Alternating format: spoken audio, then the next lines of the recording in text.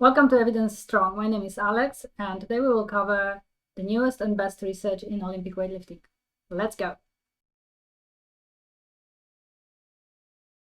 The best study we're covering today is titled Weightlifting, an Applied Method of Technical Analysis. It's a collaboration between researchers from the US, the UK, and Australia, and it looks into kinetics and kinematics of classical lifts. So the authors go into details in two aspects of the lift. The first one has to do with stable components. So these are the components that relate to joint, center of pressure, and barbell position relative to the body. And the second aspect they looked at is a variable component. So the component that takes into account the anthropometrics of the athlete and their style of lifting. So these will be individual for each lifter.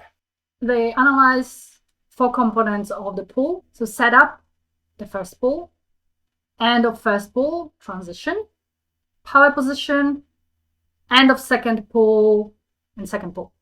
Then barbell trajectory is analyzed, not only through horizontal displacement, but also where the pressure should be on the foot. The other phases analyzed through the lift include turnover, peak bar height, receive position, catch, and recovery.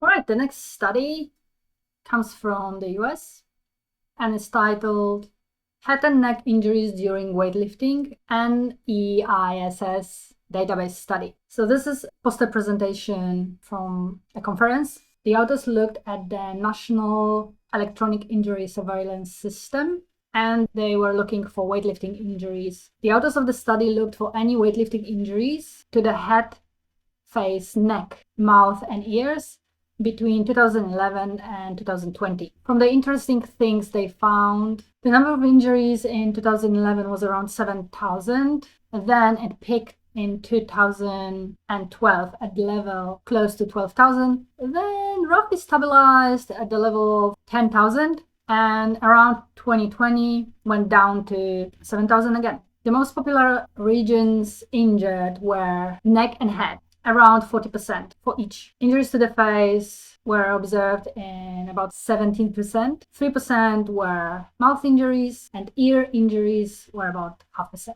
In terms of diagnosis, the most common were sprains and strains and lacerations. Sprains and strains were around 25,000 cases, and lacerations about 16,000 cases. There were around 14,000 of internal organ injuries and 5,000 concussions. Most of the injuries happened to people between the ages of 19 and 30, and the second most injured group was of those between 31 and 50 years of age. From other interesting findings, head injuries were the most likely to end up in hospital and with extended observation. In other news, the Evidence Strong has launched Patreon community where all the content is available early. We have extended interviews with the researchers and a masterclass once a month on the topic you guys choose. The community is running for a few months now, and we have at least 100 pieces of content for you to learn from. All easy and fun to digest.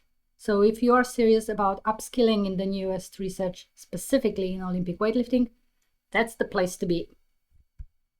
Okay, the third study for today comes from Malaysia and is titled Analysis of Physical Fitness Evaluation System for Weightlifters Based on Analytic Hierarchy Process. This study looks at 3 qualities of a weightlifter: body shape, physical function, and physical quality. So body shape looked at anthropological measurements and body composition. Physical function looked at testosterone and blood cortisol levels. And physical quality looked at strength, speed, and flexibility. Then they came up with a system to classify which of these is the most important, and then came up with a scoring system and tried to classify lifters on the quality of lifting. The authors conclude with what the assessment values for a good quality weightlifter are. That's all for today.